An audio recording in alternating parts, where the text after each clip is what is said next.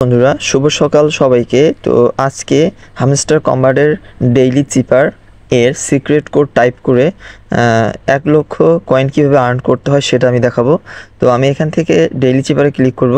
তো আজকের কোডটা হচ্ছে অরাকল। আজকে আমরা অরাকল টাইপ করে 1 লক্ষ কয়েন আর্ন করতে পারি। তো অরাকল ওর জন্য আমাদের 3 বার হোল্ড ট্যাপ করতে হবে। ওকে, আর এর জন্য আমাদের একবার শর্ট ট্যাপ, একবার লং ট্যাপ এবং একবার শর্ট ট্যাপ। তারপর আমাদের এর জন্য একবার শর্ট ট্যাপ, একবার লং ট্যাপ।